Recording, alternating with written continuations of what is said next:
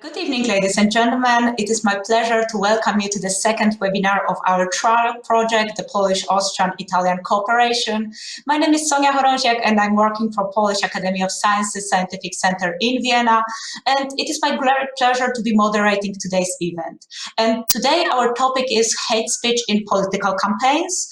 And this webinar is organized by Polish Academy of Sciences Scientific Center in Vienna in cooperation with Polish Academy of Sciences in Rome and Institut for Danube region and Central Europe.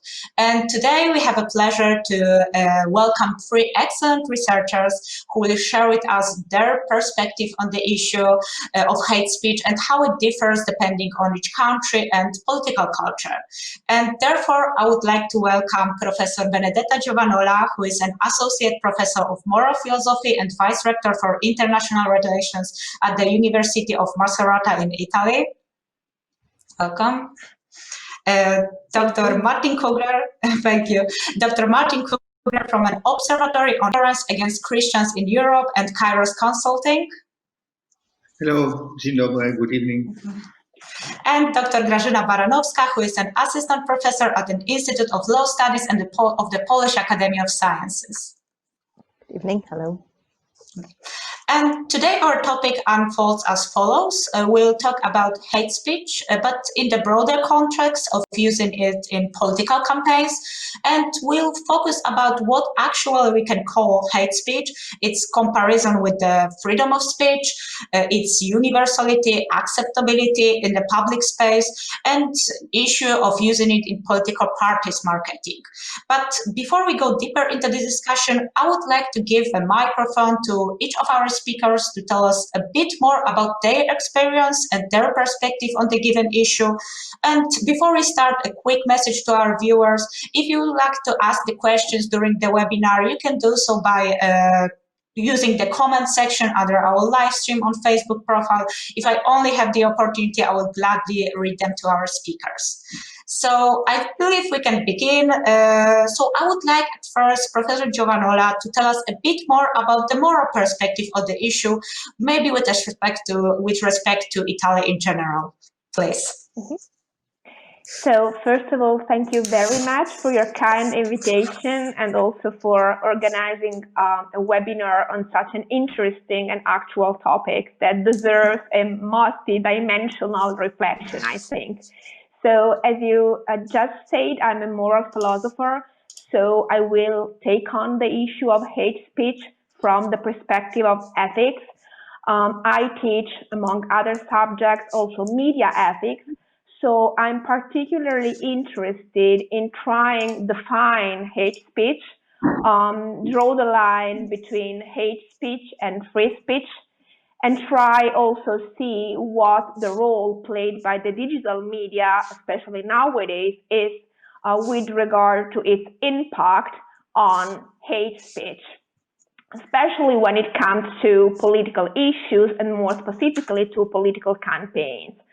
So I will start with just a couple of empirical or descriptive considerations that would provide a very quick overview on the way how hate speech spread a lot, especially in recent years and decades.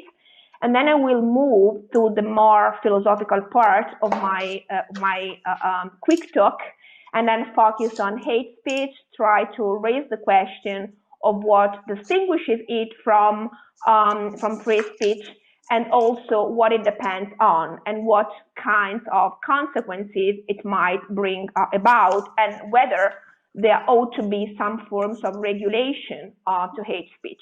Now, when I'm talking about regulation, I want to talk about regulation from a legal perspective, even though most of the debate on hate speech revolves around, the need to tackle it from the perspective of our constitutional basics and to take into account whether it ought to be censored or it ought to be left free, or whether there ought to be some regulations from the perspective of law.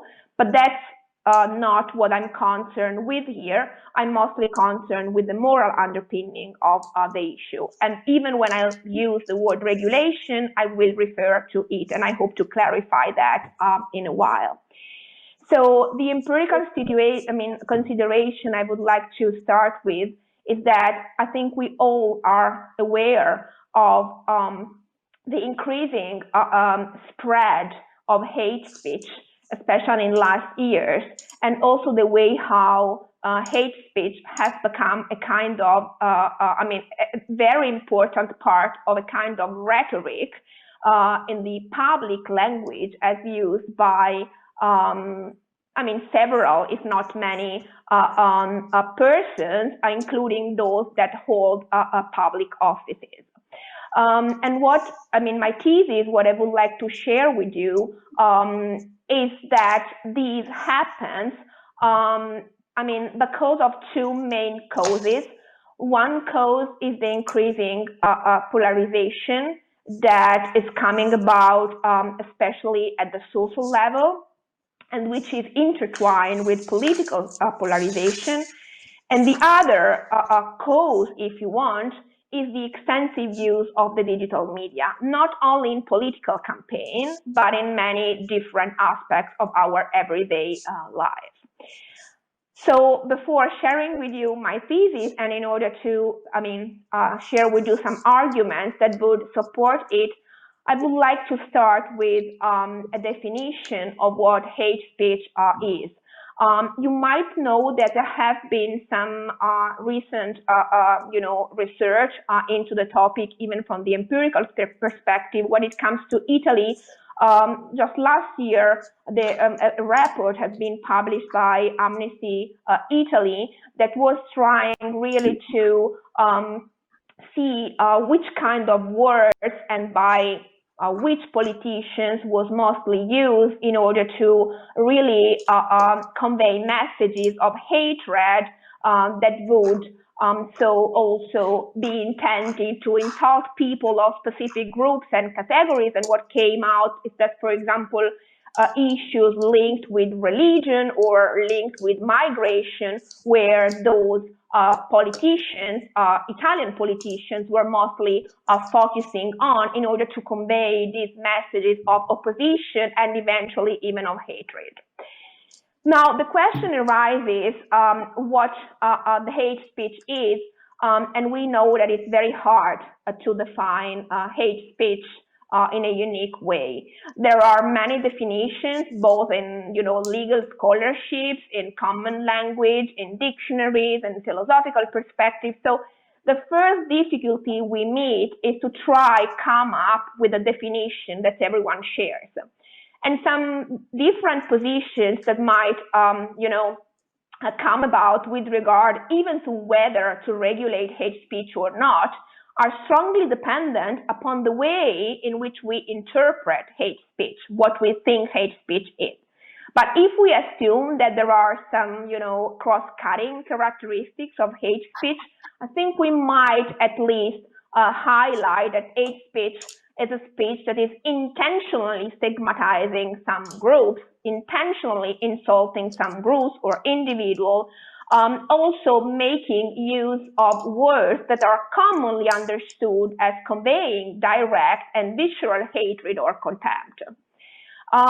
Usually the way how hate speech is tackled is by acknowledging that hate speech is also something that ultimately refers to people's freedom of expression. And so the idea is not rarely that it's very hard to find out whether we ought to regulate hate speech or not, because if we draw the line in a wrong way, then we would end up censoring people, or we would end up censoring minorities' view.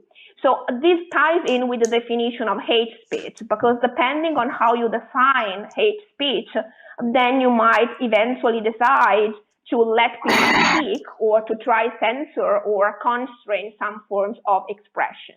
Now, we know that, for example, the European Union has adopted, especially in the last year, a kind of cooperative approach to the issue, also involving, when it comes to hate speech in the online, world, a lot of digital platforms, so as to create a kind of model of shared responsibility. But clearly the problem still is open, and I think even in ethical terms, what needs to be understood is that when we talk about hate speech, focusing on freedom of speech just means focusing on one side of the coin. So looking at speech only from the perspective of the speaker and understanding freedom in terms of, I would say in individualistic terms, like an individual's unlimited freedom to say what they want. I mean, in Western democracies, this is usually also linked with the idea that the more speech we have, the more democratic society we do have, because the idea is that the more speech we have, the more we get to the truth, the more we can develop forms of self-government, and then if forms of speech are, based on hate, that can always be a counter speech that will contrast them. This is the so-called quid pro quo argument. So the fact that, every speech can be spoken back. But what is missing, I think, and what is particularly important from the ethical perspective, is that in this way of addressing the topic, and so drawing, a very strict connection between hate speech and free speech, and eventually try not limit hate speech, but in very, very specific circumstances, what is missing is an understanding of what speech really is. So speech is not just making use of words, it's not just producing sound, but speech is an action. So speech is a communicative action that always involves reciprocity. So what is important to do in terms of the way how we look at the speech dimension of hate speech before looking at the hate dimension is to account for the importance of the perspective of the listener or the hearer, as well as the perspective of the speaker. And what happens with hate speech is that the hearer recognizes the words used by the speaker in such a way that they are offensive, in fact, and that's also complying with the intention of the speaker. But the hearer usually does not have resources to speak back. And this is due both to the fact that sometimes language does not have words to counter insulting words. So language does not provide us with as strong tools that would, as those used in hate speech, so as to let us contrast the hate speech powerfully. But even if this were the case, what happens in most cases is that those who are the addressee of hate speech lack psychological resources or, social resources to speak back. And the issue is that language is not only a communicative action, but it is also a social resource, which means that on the one side, it is socially structured, and on the other side, it shapes the social fabric. So those who are the addressee of the hate speech, like vulnerable groups and minorities, hate speech in the way I tried to define it in very strict terms, are not, they are already discriminated and to some extent hated, if you want, or marginalized at least, so that they would lack the resources to speak back. And I think at least these two issues, so the reciprocity of language and the social nature of language, help us understand why a perspective that just focuses on the point of view of the speaker is not adequate.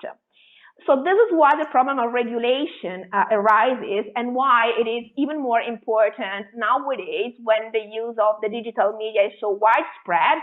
And it is widespread, everyone knows also in terms of, the way how politicians use the digital platform, but also the way how everyone uses the digital platforms, including social networks. And I think here, focusing on a political discourse is just one part of the story. Not a small one, but just one side of the coin again. Because the use of hate speech in political campaigns is strictly linked, and that's my thesis, with the exploitation of social polarizations that are already running in the society. And when I say exploitation of some polarization, I mean that these discourses are starting from this polarization and in turn strengthening them. And this is quite typical of the way how communication happens in the digital platforms. Not only thanks to micro-targeting strategies that are extensively used in political campaigns, but also thanks to other tools like algorithmic decision-making, filter bubbles, so a whole range of tools that have to do with the way how digital media are designed that help, in many cases, fostering polarization, which means that the way how we engage in communication in the digital media tends to push us in the direction of strengthening our initial ideas and beliefs. Because the way how the digital media work tend to push us to get in touch with those who are like-minded.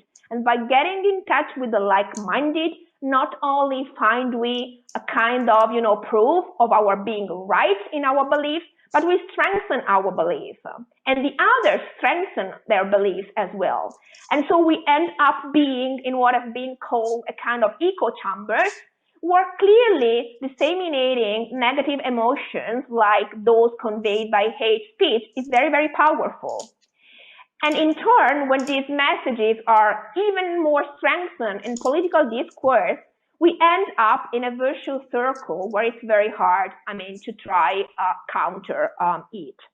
So I think if you really go, and I'm now reaching the conclusion, if you really go at the core of the issue and try to focus not only on the legal perspective, which is clearly an essential one, but also on the ethical underpinning and the social underpinning of the problem, I think we ought to end up recognizing the importance of shared responsibility.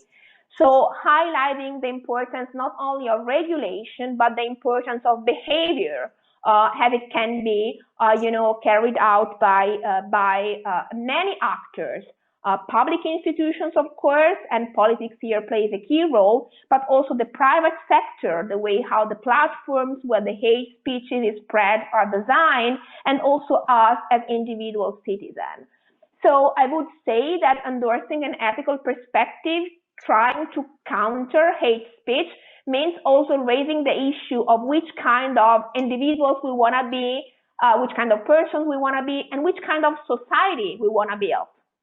Because the problem with hate speech is not only, I would say, if it can bring about effective harm, which it does, of course, but if we allow the use of hateful words to be so widespread, so has to create a background culture where hate is tolerated.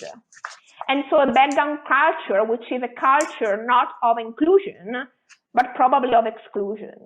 And so even though it's very hard to come up with solutions, I think that pointing to shared responsibility is an effective tool, as well as recognizing the importance of regulation, of course, when needed, but also the importance of an ethical design of the digital media where most of the hate speech finds its place.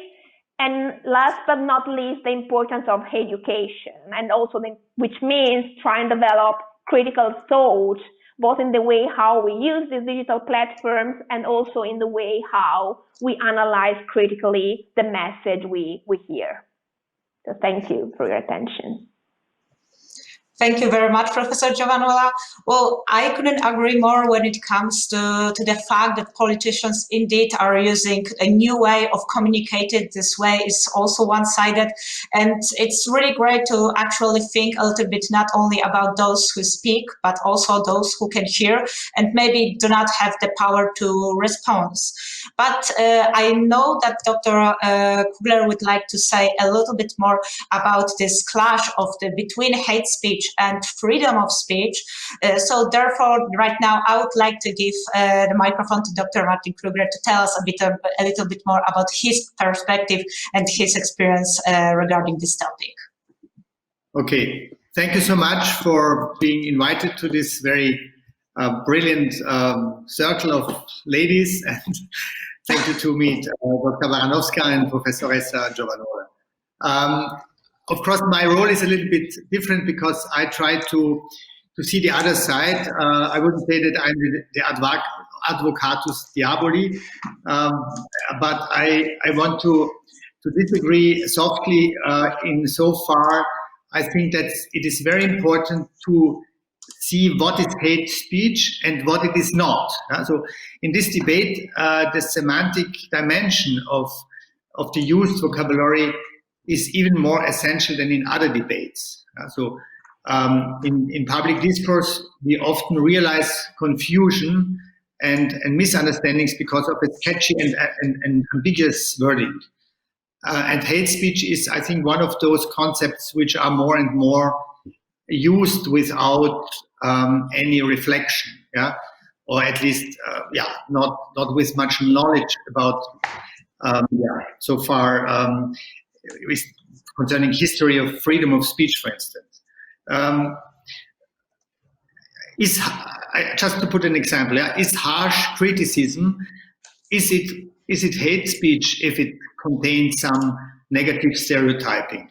Or is a stupid opinion or affirmation about me as an Austrian, as a man of Jewish descendants, as a father, as a Roman Catholic, is this already hate speech, a joke, a cartoon, which hurts my identity or my feelings? I want to give you some figures and 2 quotes before I deepen my concern with this inflation of anti-hate speech laws in Europe at this point of history. Just a few minutes. Facebook has deleted more than 7 million Corona critical posts since April, which according to the network could endanger people's health. At the same time, Facebook is taking stronger action against racism, quote, and hate speech, and against, quote, quotation, world conspiracy theories. In response to these concerns, Facebook deleted 22.5 million posts in the second quarter of 2020. But that also included traditional carnival pictures of people wearing black makeup in Belgium or in Holland. I consider these facts to be alarming. Because of their monopoly position, such companies as Facebook or Twitter or Instagram are not to be treated like private individuals who are free to act as an entrepreneur, but rather like places of public square, public places, where restrictions must be covered by laws.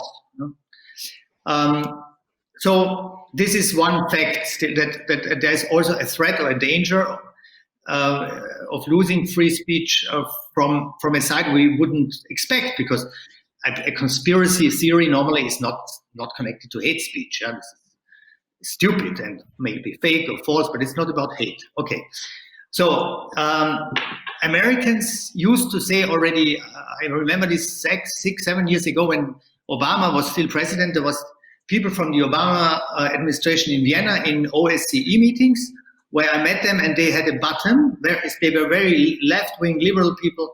They wear buttons like, the best remedy against hate speech is more speech. And I think this is the typical US American cautious attitude with speech restrictions. Supreme Court says that hate speech should only be criminalized if there is a clear and immediate threat. Two conditions: clear threat and immediate. So it's not enough to say a general, maybe stupid allegation. It has to be a clear threat. And this is an approach of liberals in the US, whereas European, so to say, liberal elites prefer more a socialist approach, which say the state should take the control. Okay, so far, what could be effective or non-effective? What are, in my opinion, effective and non-effective remedies? Austria, my country, is now working on new laws against hate on the net, or hate in the net. I don't mean that we need new penal laws in Austria, because offenses such such as sedition or insult of honor or instigation or incitement are already existing in the we call it ABGB, the general law book, the Code Social, so to say, Código Social. Yeah. So what is not punishable in this penal law, like a contradiction or a contrary opinion, even if it may be a not at all desirable opinion, one must be able to endure. And if we want to fight these kind of undesirable opinions, we have to use other tools, not the law, not the penal law. There's a lot of other societal means and possibilities or options to educate or to influence people, to help them not to provide hateful wordings and so on. So in this respect, it would be better to simply use the legally defined terms provided for this purpose instead of hate speech. Yeah? So incitement or instigation, sedition. Yeah? Then for me a very important question arises now, and this is the question: who defines whether a posting or a social media content violates the law? Yeah? So the question is, who interprets whether a posting is illegal? Private companies, yeah? Private companies where people are known to us without any democratic legitimacy, delete entries of users without rules decided by the general public, without transparency. If Facebook or Twitter is deleting a message, they are not responsible to tell why, or even to tell. Yeah? For the companies concerned, the incentives for deleting questionable information or wordings are greater than leaving the entries as a means of freedom of opinion. Because the threat of legal punishment, like the fees they have to pay, are very, very high, as you know. In Germany, the new network, the media, how they call it? The new law on, they call it Netzwerkdurchdringungsgesetz. So it's this new law is about fees in million dollar or euro level. So the problem is that if such, now I found it, the network is called Network Enforcement Law. So providers must remove, and then I quote the German law, obviously illegal content. But who decides? Who has to decide what is legal and not legal? It's not in the first step. It's young people, cheap employees who are hired by Facebook, for instance, and they have to decide in 5 seconds if something is to delete or not. Yeah? So in dubio, in doubt, they would decide probably against freedom of speech, because they would otherwise risk a lawsuit against their employer. The Reporters Without Borders, this is an NGO, they call this a privatization about the legality of contribution. Yeah? So this new law in Germany privatizes decisions about the legality of contributions, says Reporters Without Borders. And they don't even see that as a solution against phenomena like trolls or something like that. Yeah? The basic tenor of this criticism is it is about an exuberant restriction of the freedom of opinion. So, what is the problem regarding, or what is the new phenomenon? What our colleague from Italy said, that the digital world is increasing the sensitivity of our approach. Yeah? So the public square is digital. This is a new phenomenon. Yeah? Public square is basically digital, and therefore the moderators of social media have a highly sensitive role, which normally had other institutions, state institutions. Huh? So if the hate speech or anti-hate speech laws are tightening, social media platforms will perform overblocking. just to be sure, in order to be sure, not to be liable, they will block. Yeah? They will need a lot of quickly decisions, and otherwise, if they are not quick enough, it will be very expensive for them to offer this service. It would be like censorship. It's obviously an analogy to censorship. Generally, you will find a clear consequence. Yeah? Anti-hate speech laws will turn against, let's say, more conservative positions, because it will not be possible to criticize radical Islam, for instance. It's already now many postings and many opinions about Islam are deleted in social media, at least in the German-speaking countries, because the entrepreneurs, the company, knows that Islam institutions are ready to go to the courts to do a lawsuit. So the same is about other topics like a liberal immigration policy and so on. So criticism against Christianity, for instance, as it happens in Spain now, where there was even a call to burn priests, these messages, though full of hate, are never deleted, because Facebook and Twitter and Instagram, they know that the Catholic Church or the Christian organizations will never go to court to sue them. So this is, from this point of view, it's already a very unbalanced situation in social media. So what are remedies extra legem, outside the legal sphere? I would say formation. Yeah, we need more education to use media. Schools are over-challenged because kids are very young when they are confronted with hate, with bad contents, even with pornography in their smartphone and so on.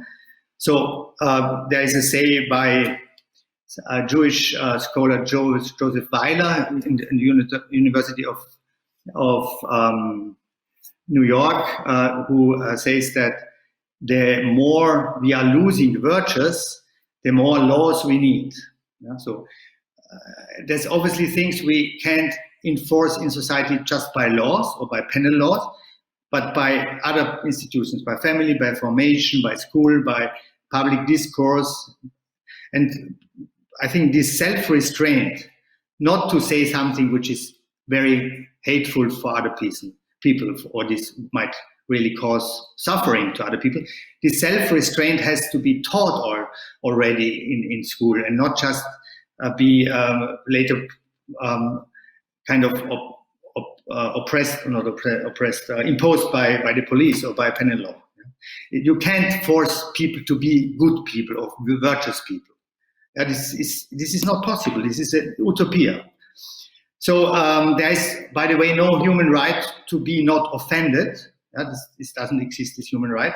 And it's even dangerous to propose such a human right, because if we are starting to talk about feelings, it's a completely subjectivistic approach. I mean, I could feel hurt by somebody who doesn't even want to hurt me. And who decides? Which court decides which feelings could be hurt or not, or offended or not?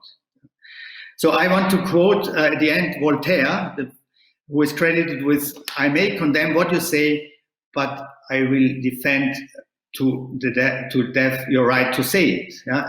Or what the Viennese philosopher Charles Popper said, the same, that any attempt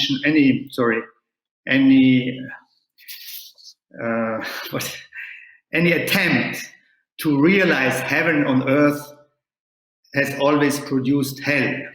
And I think we have to remember this, because it's a very noble attitude to try to delete with hate in the public discourse. It's very noble, and it's very positive to fight for that. But it's an utopia, and it's a dangerous utopia to impose these or to do this by censorship. Yeah. I think I already have talked enough. If we may have a discussion later, it might be useful to clarify something. Thank you so much for your attention.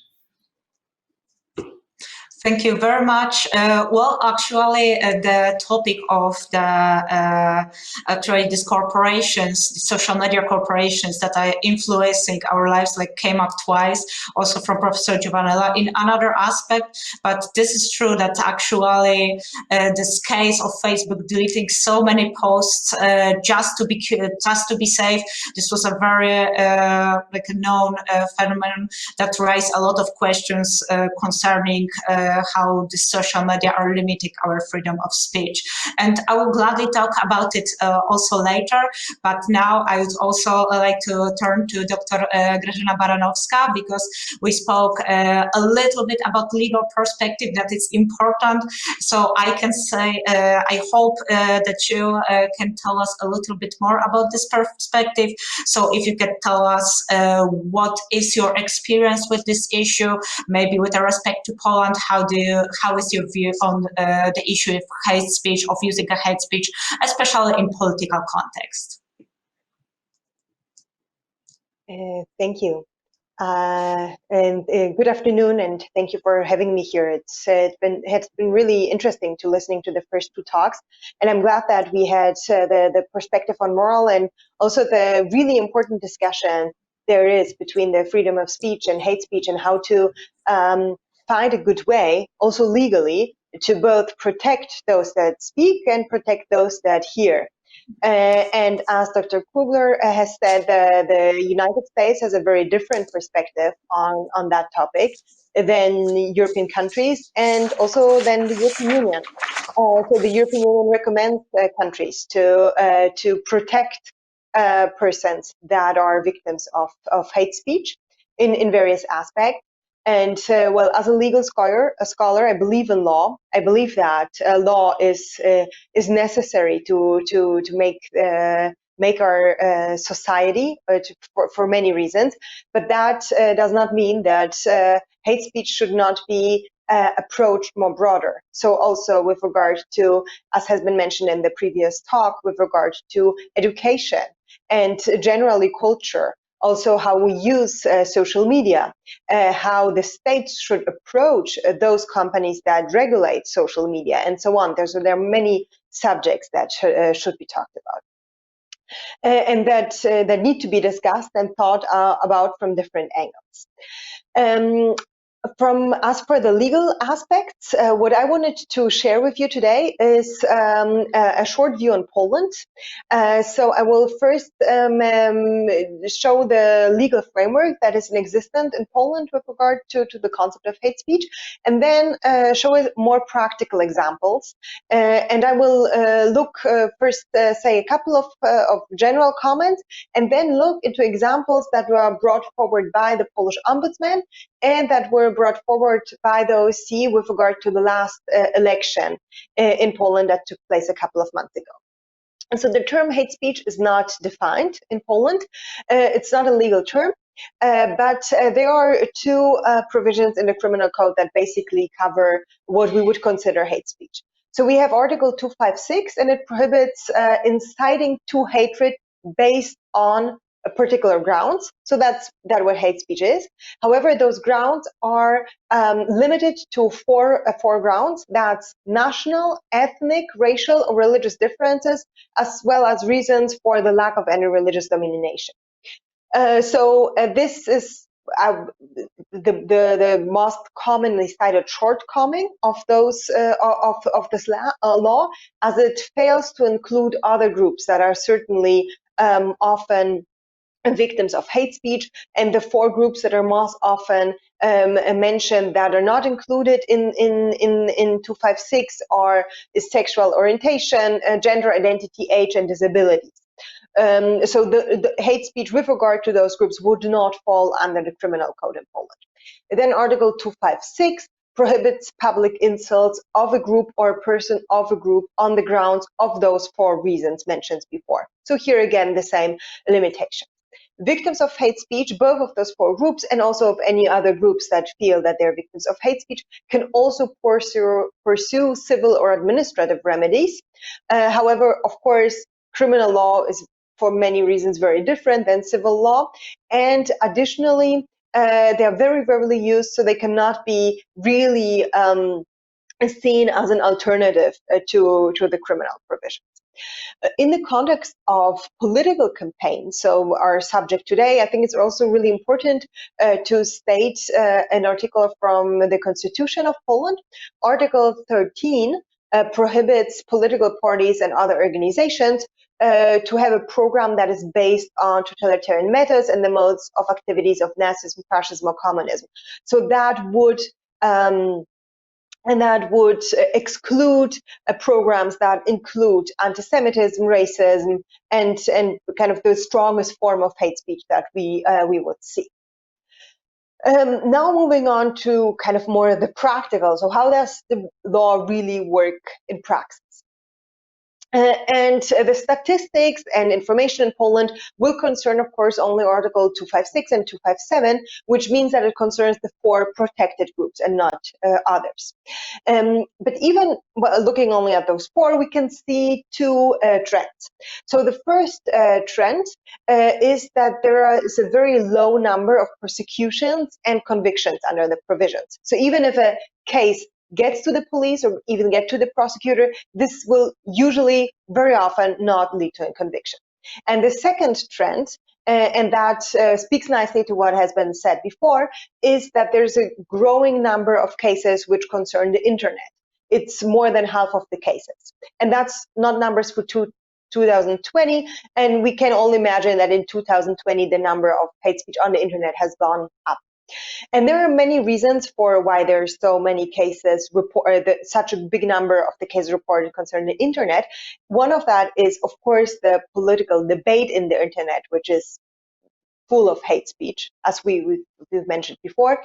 But also, it's easier to prove hate speech on the internet than hate speech on the street, or hate speech on the tram, or hate speech in the school, because it's written. It's enough to have a print screen or to show what's said. So in that sense, it's legally speaking, hate speech on the internet is much easier to prosecute or to prove than hate speech in other places, public spaces. There are also there's an involvement of NGOs in reporting and supporting victims of hate speech. And I would say the strongest organization is an organization which is called Open Republic, Otwarta Rzeczpospolita. They have set up a web page through which victims of hate speech can report effectively activities of hate speech, and that concerns not only the 4 protected groups but any other forms of hate speech, and they also help with the legal materials. So it's kind of a webpage that helps victims, but it's also an interesting webpage for anyone who wants to know about hate speech, both in political context and not, because we can see which forms of hate speech are actually reported and set in a data set, and the data set of the organization is much bigger than the statistics. They also follow up with cases, so you can see what is happening, what the police and prosecutor opens up. So that is a really interesting example. And the fourth kind of general comment I would like to make on hate speech is that, as it is not defined, is very often misused.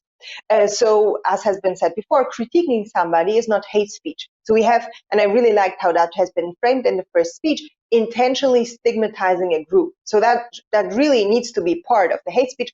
And I would say in the public debate in Poland, and in particular in the political debate, very often hate speech is not, we call hate speech harsh critique, which is not stigmatizing. So it is not concerned with a group, and that is really a trend that is very much seen right now. So moving on, as I said, I wanted to show 2 examples of institutions and what they have said about both the legal and the practical of hate speech in politics in Poland. So the Ombudsman in Poland is co-responsible for actively seeking to combat discrimination in Poland, including hate speech. So it's part of his mandate to monitor and to initiate activities concerning hate speech. And just looking at the last couple of months and the activities that he has done, there's a number of interesting things that I think also show the broad topics that can be concerned with regards to hate speech. So during the last couple of weeks, while the protests are continuing in Poland. The ombudsman has been in constant communication with the police concerning hate speech and other offenses that took place during the protests, in particular churches. So he looks both at hate speech towards the church, but also at speech and action toward the protesters from right-wing groups that were protecting the churches. And there's a really clear debate between the police and the ombudsman, and both groups are involved kind of in showing that there were two sides and both used different ways, and how both sides should be protected by the state. Then there's a clear and constant problem in Poland with regard to media and hate speech toward Roma, and hate speech and anti-Semitic hate speech. And this is something that the Ombudsman has been involved in the last couple of months as well. It's kind of constant reminding media about not using certain words or using certain words or using them in different ways. Homophobic hate speech is a huge topic, in particular because it's not in the criminal code. So just to show you some examples, one of the initiatives that the Ombudsman was talking about and was highlighting that this is homophobic hate speech and should not take place in the public sphere, was one of the politicians who, replying to LGBT community, said that those people are not like normal people, and let's end this discussion. So this statement clearly does not fall under the criminal code, and it says statement that the Ombudsman has been discussing and has been showing why this is stigmatizing towards a group, and it really, as has been said, there's a speaker and a hearer to this statement. In the context of political campaign, I think the most interesting example concerns an election spot. So this is an election spot from 2018, so 2 years ago. During that time, it was local elections, and it was time of the so-called refugee crisis, and a number of mayors of Polish cities that were predominantly connected to opposition groups signed a declaration on cooperation of those cities with regard to migration. And in response to this declaration and the initiative of those mayors that they're supporting receiving migrants and refugees by the cities in Poland, an election spot was created. And this election spot put on one side the comments of those mayors that were welcoming the migrants and refugees, and on the other side, there were pictures and movies of street riots, acts of aggression, and the narrator was saying, well, inviting those migrants will lead to such acts in 2020, and the narration of this election spot was clearly discriminatory against Muslims. So that was kind of, there was this religious aspect as well. So since 2018, since this spot was aired, the Ombudsman has been complaining about it in various ways, and in the last couple of weeks it was decided to be discontinued by the court, and the Ombudsman appealed this decision. So it's still going on, and it technically could fall under one of those two articles that I talked about. So now moving on to the last topic, so the last elections that took place in Poland in June, July 2020. It was presidential elections. And I want to just mention a couple of comments from the report of the Office for Democratic Institutions and Human Rights. It's an office of the Organization for Security and Cooperation in Europe, which incidentally it's based in Warsaw, but they are assessing and observing election processes in the whole region. So they started off saying that the election campaign was very divided and polarized. So it really kind of also speaks to the polarization being one of the topics that drives hate speech in today's society. And then the report goes on mentioning those aspects that are most interesting to us today, so the hate speech in political campaign, that the campaign messages included rhetoric of homophobic, xenophobic, and anti-Semitic nature. So this has been found to take place during the campaign. And according to that report, those instances were both part of the campaign of the sitting president, but also, and that's probably more troubling, of the coverage of the public broadcaster. So that was highlighted in the report. And the report, and here I cite, they said that the public broadcaster failed in its legal duty to provide impartial coverage, and kind of it speaks behind the line that this is also kind of this homophobic hate speech that has been tackled. This led actually to protests in most of the bigger cities in Poland in support of LGBT communities, but it had a really strong it was really strongly perceived in the society that this is the kind of communication that is coming out of the election. And finally, one of the recommendations of this report was that Poland should ensure that its regulations concerning hate speech are in line with international human rights law standards, and that would concern in particular homophobic hate speech, which is very weakly protected currently legally in Poland, while it is really, as I was trying to say, to show you both from the Ombudsman reports and from the report by the OSCE, which is really a problem that is present in the public sphere and also in political campaigns. Thank you. Thank you very much. And actually, I think we can start our discussion. And right away, I would like to go back to Dr. Baranowska because you have some interesting issue, especially you mentioned some of the groups that are vulnerable to attacks, to hate speech attacks. So from your observation, or maybe from also a legal perspective, in the last years in political campaign, have you changed, does that vary through time, which groups are more vulnerable in the given country to those kind of attacks, or is it stable? Is it like the set group of people, of minorities maybe, who are the victims of the hate speech in public space? If we are to try to find something which is more generalized for Europe, then definitely that would be migrants and refugees, in particular after the so-called refugee crisis.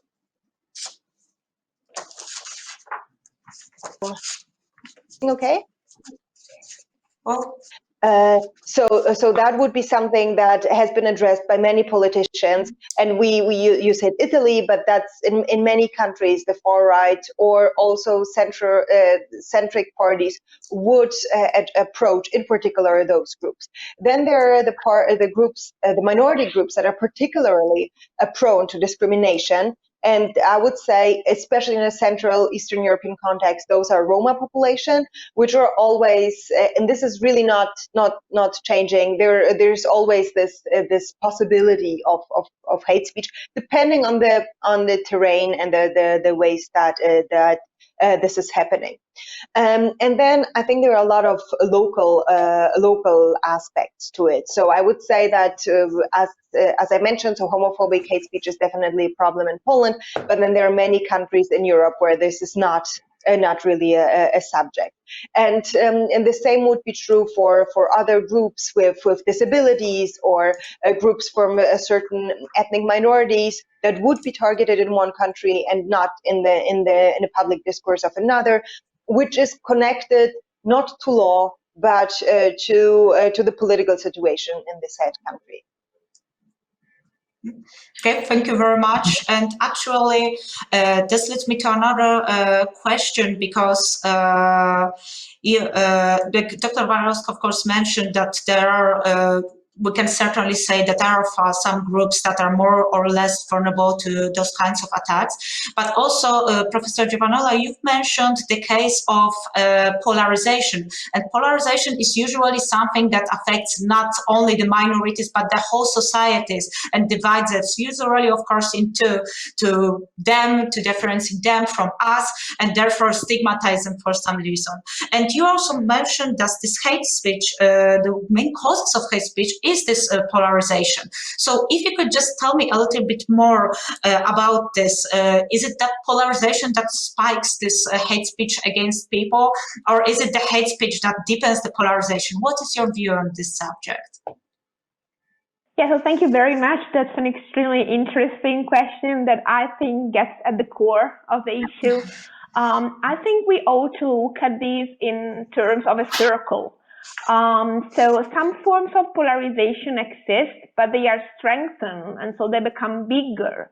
And so even more troublesome, also thanks to the use of the social media and the way how messages conveying hatred are spread in the media. Now, clearly, the strategy of trying to define who we are by differentiating from someone else is a classical strategy, if you want, as well as the strategy of trying to pinpoint some features of an external enemy.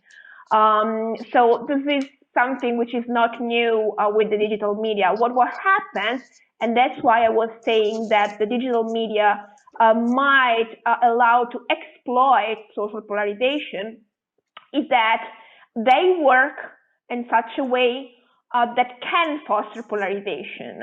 And this means that, to make a simple example, when you are searching something through a search engine, or where you are looking for friends you might know, so more relationships you might get through the internet, the results of this search that we think are personalized are actually based on past searches, on identification of what kind of beliefs we have, and so tend to connect us with those who have similar beliefs. And all this process ends up in a more fragmented way of looking at things in general. And the idea is that when beliefs end up being strengthened, even by sharing these beliefs with those who have the same mindset as we are, eventually it's very hard to even understand why we ought to get into a dialogue with those who do not think the same way we think. And so the problem of polarization, it already exists in a way, but it becomes bigger when the hatred is spread in the digital platform. And what I mean is that if we just end up engaging in relationships with like-minded, if the searches we come up with are in line with our past searches, which happens many, many, many times, and so the way these platforms are designed, the outcome is this fragmentation or social cascades as they have been defined, and eventually even more polarization. So this is what I meant with it, and I think it's a circle that is now becoming a virtuous circle. Certainly it is. Thank you very much. And now I would like to turn to Dr. Kugler, because you actually made some interesting ways of how discussing that issue of hate speech can limit our freedom of speech, even if the speech is not always anything smart, anything intelligent, but it's a freedom. It's something that we want to communicate. And especially you mentioned the social media companies that are involved in censoring. You also said that there are other ways to fight with the hate speech.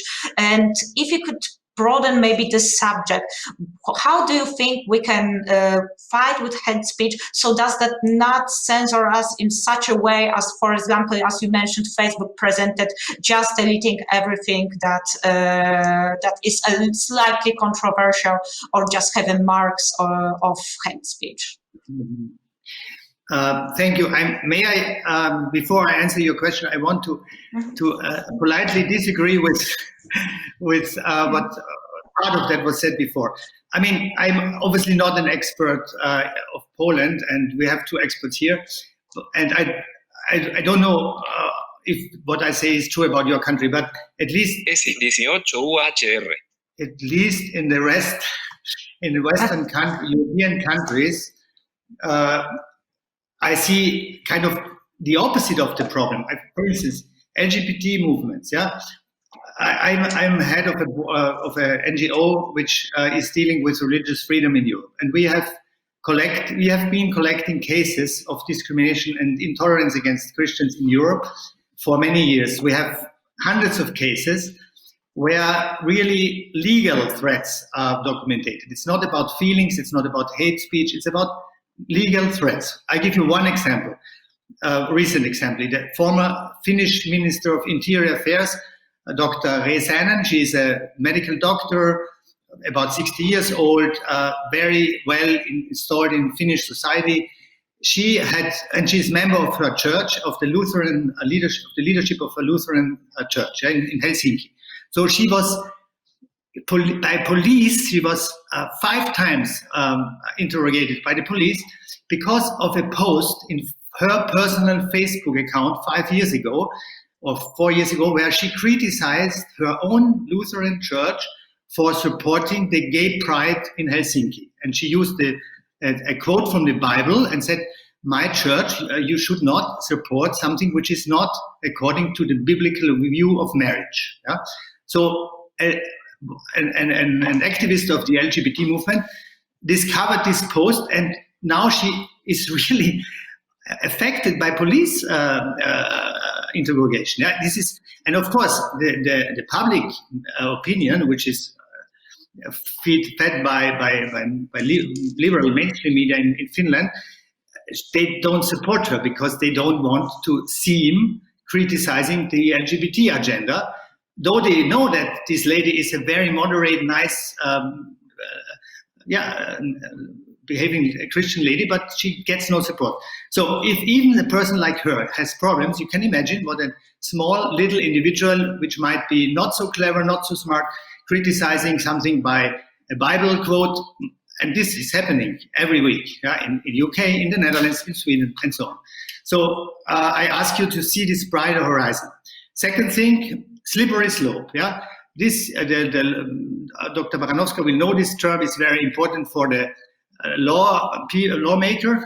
A slippery slope or a chilling effect means that in this context, more and more people find that their expressions in social media, for instance, or in the public, might be punishable.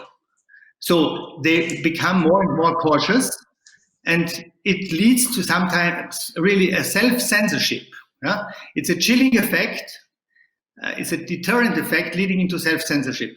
And I think we can only warn early enough of such developments. Yeah? Nobody wants this. Yeah? So there is really, in politics, for instance, yeah, in my country, in Austria, we have 2 parties who are accused to be populist. Yeah? But no politician in Austria could ever say something like hateful against Roma or against LGBT people. He would immediately to resign, immediately, no second. Yeah? And so I see a little bit the problem of hypocrisy. Yeah? There is 3, 4, 5 defined victim groups, vulnerable groups in Western society, and the rest is kind of ignored. I told before that in Spain there is a hashtag, I think on Twitter or on Facebook, I don't know, burn priests, but nobody cares. And I think, I mean, I'm a Christian, and I think that's not good to have such a hashtag. But I think you have to fight this kind of hate in another way, not forbidding it. I'm against blasphemy laws, for instance. Though I'm a Christian, I think blasphemy laws are bad. And you see what happens with blasphemy laws in other countries, in Pakistan or in other countries. Yeah. Okay. So last thing, please distinguish populism and hate speech. Yeah? Because populism can be very, very bad, and we have to. I think we have a consensus that it should be overcome, and this is a challenge for our society. But a populist politician, normally a populist party, in its marketing strategy, doesn't use hate speech. I mean, at least even in Germany, I mean, AfD, they have stupid politicians or whatever, but they have no marketing concept including hate speech, and you can't mix these two problems. And you can't fight populism by anti-hate speech laws. You have to fight populism by a better democratic culture, by education, by better media. Yeah? Populism at the end is also a phenomenon of media, because our media are so populistic. Think of most of the big newspapers in many countries in Europe where they're very populistic. And if a politician wants to be quoted in such a newspaper, like Bild Zeitung or like our Kronen Zeitung or like whatever, Sun, Mirror, whatever, they have to be kind of very strong in their wordings, and therefore these media are co-responsible for populistic parties and populistic movements. So sorry, I'm really, as you see, I'm a little bit emotional because I think that there's such a lack of coverage of these problems I just mentioned. Well, and of course, yeah, please. No, sorry. No, just one sentence. I think the remedy is to show that some legal means have to be used better, which already exist. So legal enforcement of, for instance, human rights, which already are protected. And thanks God, Roma are protected. And there's the OSCE, which has their own agenda for Roma too. So we have to use the legal instruments we have against incitement, against sedition, against, how do you say that? Against reputation, protection of a reputation. But I tell you that in Austria we have this new week, next week, the new law, anti-hate speech law next week, debated in the parliament. And it says that for 3 years, the state will cover all the costs, all the legal costs, even if the plaintiff is losing the suit. Yeah? So there is no risk for any people who go to the courts. Yeah? And the lawmakers, the parliamentarians, feel very, very proud and heroes protecting the vulnerable groups. But they are populistic. I mean, they don't protect the vulnerable groups by that. Yeah? It's just there's no any more risk to accuse anybody in social media for hate speech because the state pays anyway the costs. Yeah? And I think this is a very slippery slope. Yeah? Thank you very much for this opinion. And actually, you raised some interesting points because we have a similar situation, but in a contradictory aspect. That is that public opinions sometimes creates what we call hate speech and what we shouldn't call. Like Dr. Baranowska said that the public broadcaster actually accepted some kinds of hate speech by multiplying them, publishing them, showing them for the public opinion. You also mentioned another example.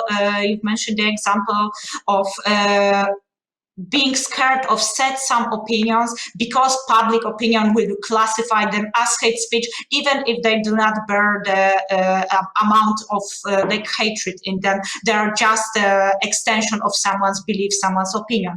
And this is really something interesting. And therefore, maybe I would like to ask Dr. Baranowska to tell us a little bit more about this, your perspective on this public opinion creating actually what is and what isn't hate speech. Because as we can hear, we have a contradictory stories, but actually they all evolve around the same topic, the topic of public opinion creating the definitions.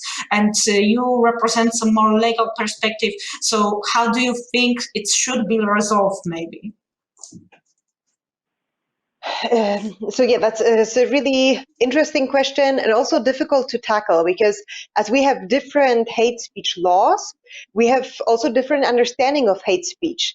So it might cover some groups or might cover not. It might cover a different action or does not. And it's also a very personal thing because what I might consider hate speech, another person might not. And that's actually the same with judges. So one judge might consider a statement to be hate speech and another doesn't. And this is a way of interpreting law. And I think it's an open question that we cannot resolve in parliament or in an academic discussion. So what I believe is kind of at the essence of hate speech is that we want to insult or discriminate against the person because the person belongs to a group. And there is discrimination, stigmatization, whatever we want to name it, but that's the part of it. And so most hate speech laws that I know have a protection of hate speech with regard to the freedom of religion. So that's clearly with examples of hate speech towards Christians or Catholics, a specific group of Christians, that is clearly also covered by hate speech laws. And my example with LGBTQ hate speech concerns specifically Poland. So I did not make a claim that this is a problem and all of it. It was more my argument that migrants and refugees would be, in my opinion, a subject of hate speech in most of Europe. And this has been growing since 2015, while hate speech in some countries is specific to some groups. And here I would say Poland and also other EU countries, to be clear, have this problem with homophobic hate speech and transphobic hate speech. And strong wording is not hate speech. So this is clear for me, and I think it's in the public sphere, and especially for politicians, it's really kind of a nice use, a nice argument to say, well, this is hate speech. You cannot say that to me. It's but the public discourse, and this is also clear from international jurisprudence, allows for more strong wordings. So if somebody goes into politics, then the person needs to just have a tougher skin. But hate speech towards politicians is still not allowed. So it's always the interpretation what is and what is not. But in the end, it comes back to, does the statement really insult the person and the group the person comes from? And that is kind of the question we need to ask ourselves. And I think if we misuse the term hate speech to use it to just strong statements or just hateful statements that are not connected to stigmatization or to groups, then we are missing the point of hate speech. We are missing that the hate speech is deeply connected with discrimination. It's that's the reason why it's criminalized. That there is so kind of you mentioned in the last answer blasphemy laws. There's a difference between blasphemy laws and hate speech because, well, hate speech. And we've seen that in Rwanda and other examples, hate speech can lead to violence, and there are other less drastic examples, of course. But even if they do not, just a question. Just a question referring to that point. If something is leading to violence or incitement to violence, in many European countries, this is already forbidden by penal law. It's already covered anyway. So in Austria, you could be sued before court before our hate speech law, which now is coming. You already can be condemned if you do something with violence. So I'm not an expert on the Austrian criminal code, so I would rather not comment on that. However, I do see a difference between just incitement to violence and incitement to violence which is connected to hate speech.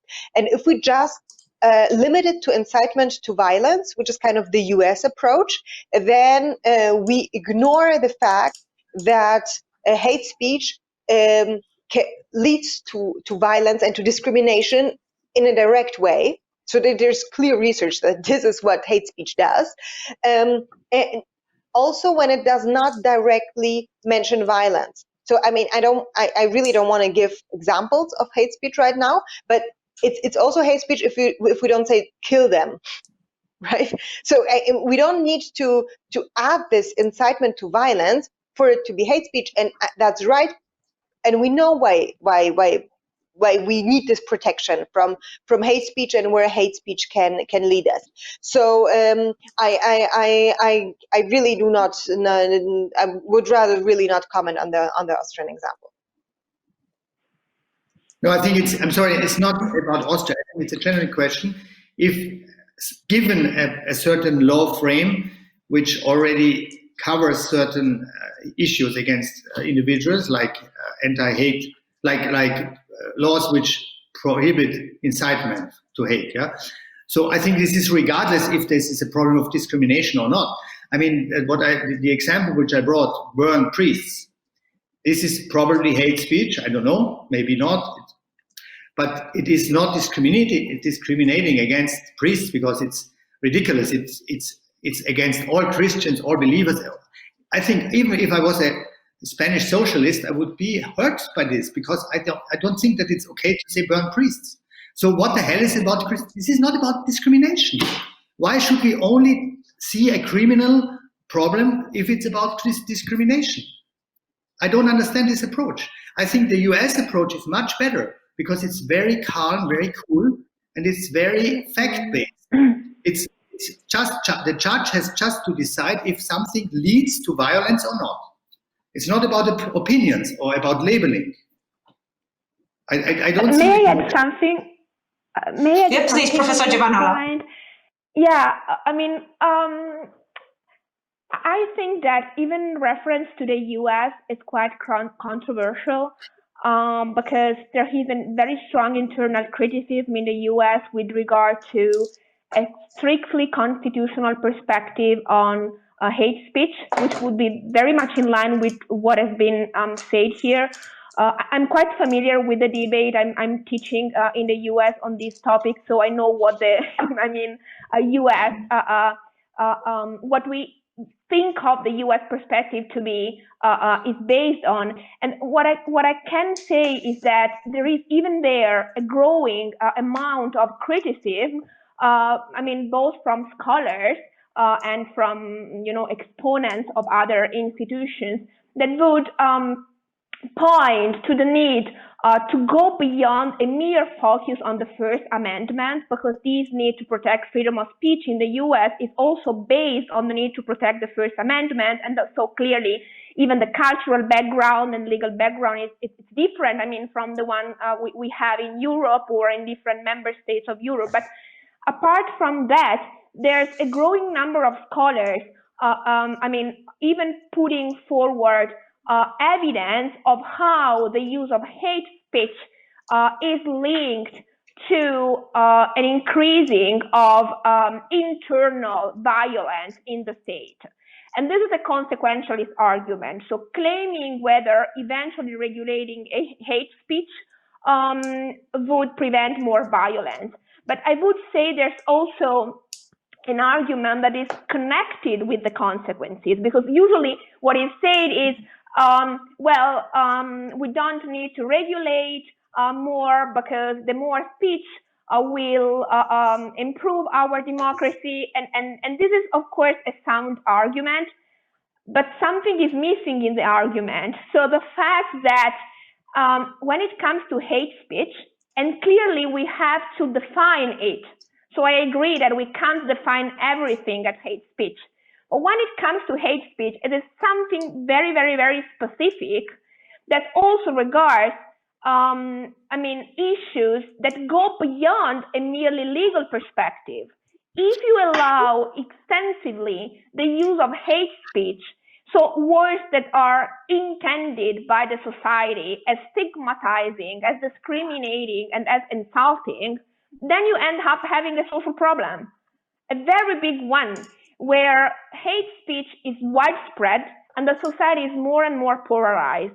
So personally, I agree with the fact that regulation is probably not the most effective tool. Much more effective tools would be needed, like, for example, education. I strongly agree with that. And also I pointed to this idea of an ethical design of platforms.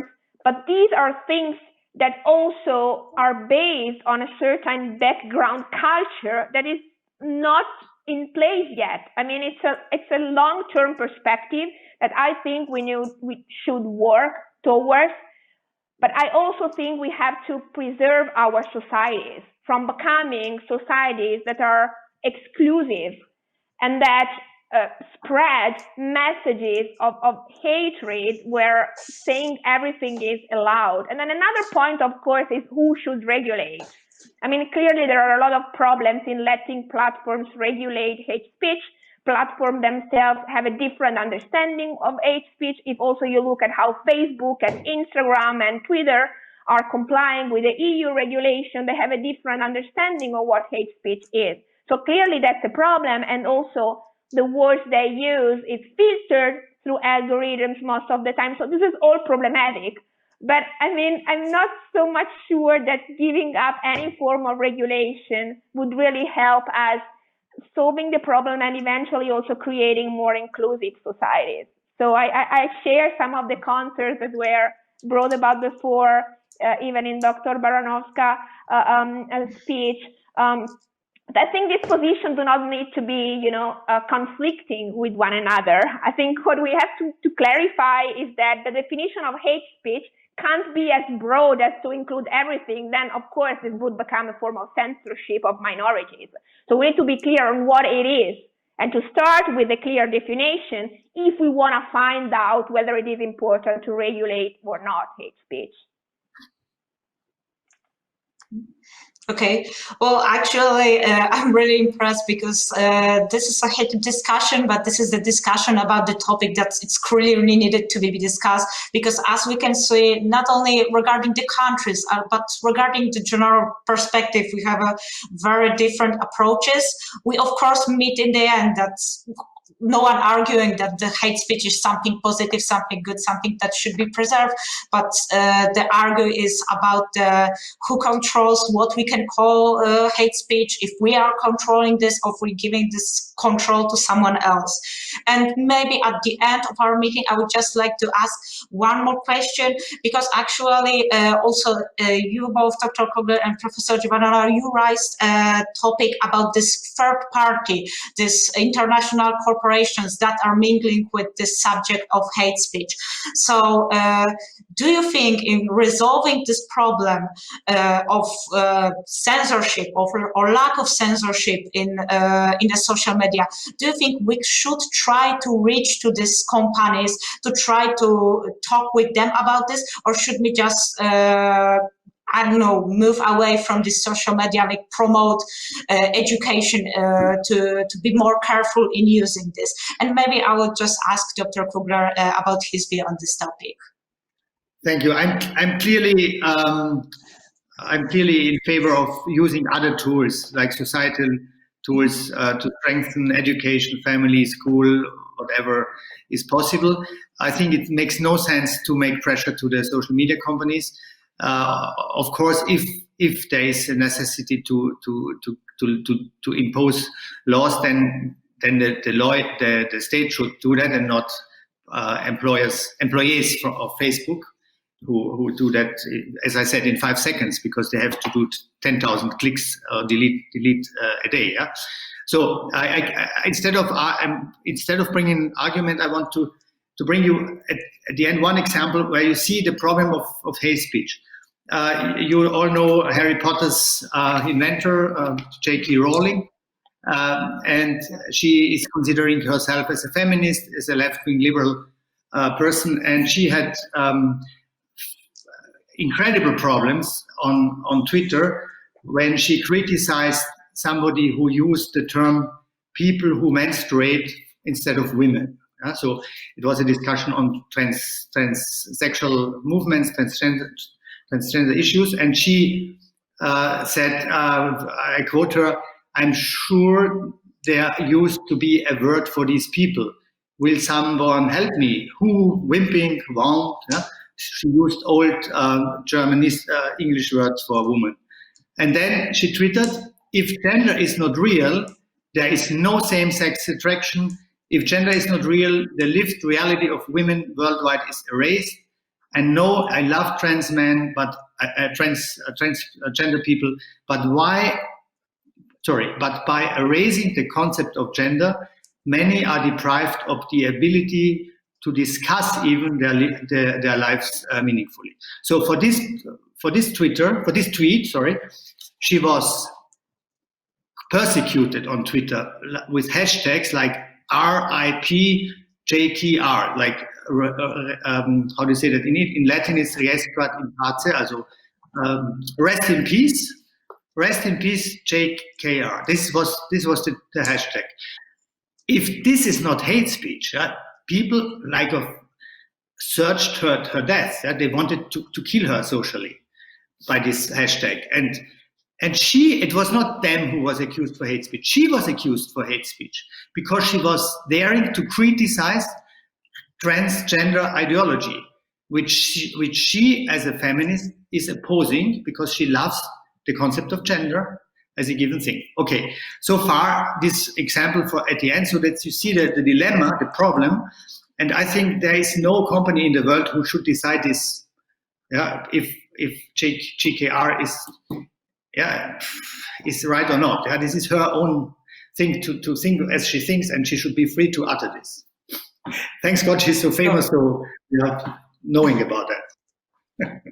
Yes, thank you for this example. Actually, it was pretty known that because from one point one said that she just stated her opinion, even if it's not the opinion of majority, it's just her own.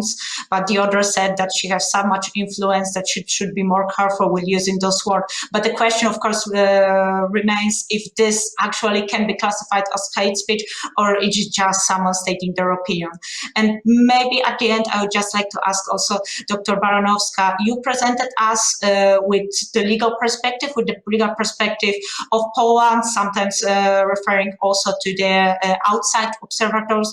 Do you believe that the legal perspective of Poland, so that the hate speech is not directly codified, it's not directly written, it's only limited to the selected groups, as you mentioned? Is it for you personally enough? Should it be broadened, or shouldn't we not multiply the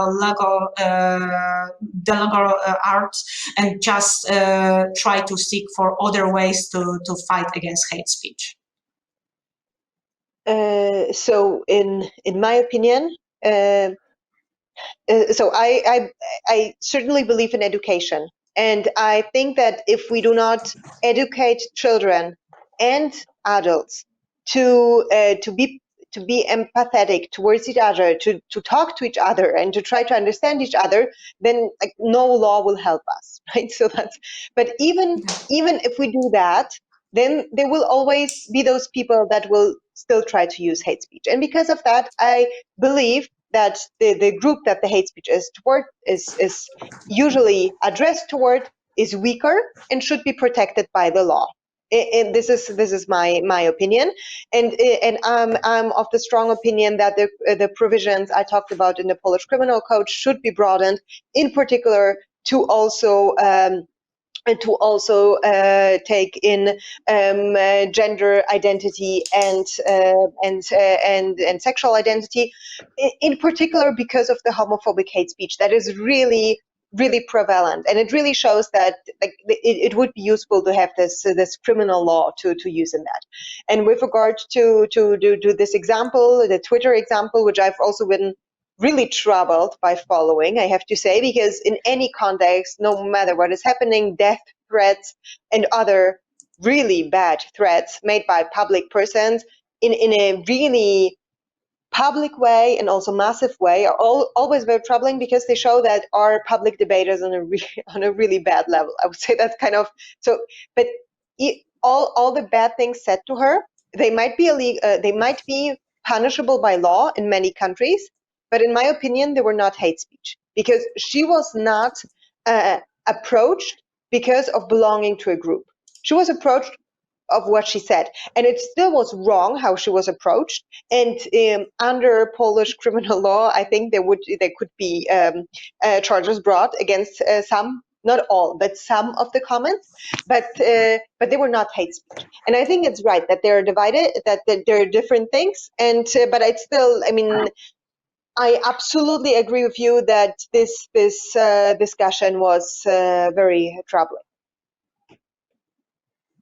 Thank you for also stating your opinion on this. And maybe just one last question to the Professor Giovanola, because I know that you are not only specialist in moral philosophy, but also like in media ethics. So do you think, like, what for you is the role of media in the hate speech context, in the political campaigns context, do you think that media should also impact some media codes or something to regulate the showing or spreading hate speech, or do you think that media should stay away from this topic?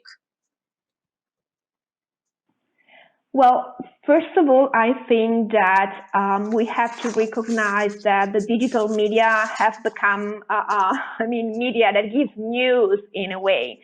For a long time, there has been a debate on the digital media just being, tools to spread content, and many of the companies refrain from being held accountable for the content of what was being said in their platforms. But now it is changing. Not because necessarily they are forced to do so, but because there is social pressure from the users.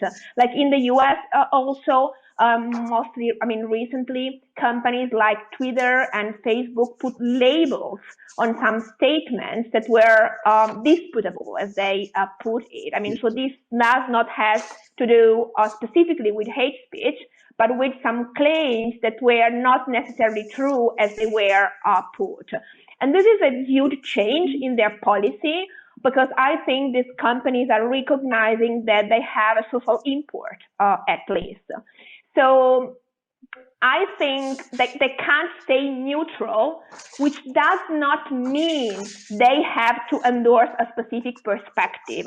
I'm totally against the so-called doctrine of neutral reportage, which was longly widespread in Germany, whereby you have to always present both sides of an issue. That's not a case.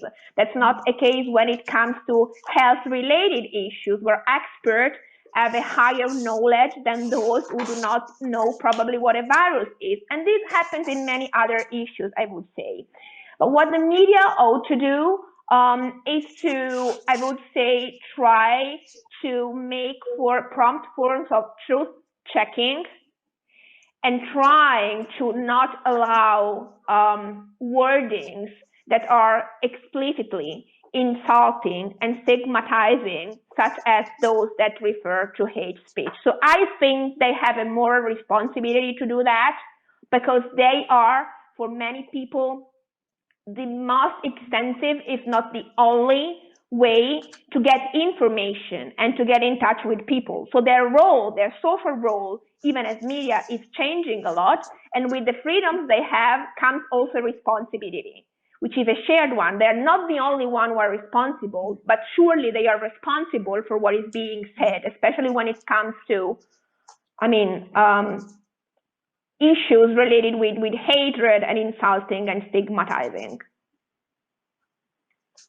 So thank you very much for your comment on this topic, and actually for all of your comments. Unfortunately, the time for our discussion has come to an end, and I would just like to take this opportunity to thank you all. Thank you for this enriching, actually, exchange of views, for all of your contributions. And to our viewers, I would just like to briefly say that you can find the recording of this webinar at the Facebook profile of Polish Academy of Sciences Scientific Center in Vienna right now, and from tomorrow it will be also available on our YouTube profile. And my last task is just to announce another third webinar of the Trialogue series. It will be published on 10th of December at 3 p.m. under the title Future of Work, of course in the context of COVID pandemic. So if you have a spare time, I invite you to see it. And one more time, thank you very much. Thank you very much to all of our speakers and to all our viewers who joined us this evening. Thank you very much. Thank you very much. Grazie, dziękuję bardzo.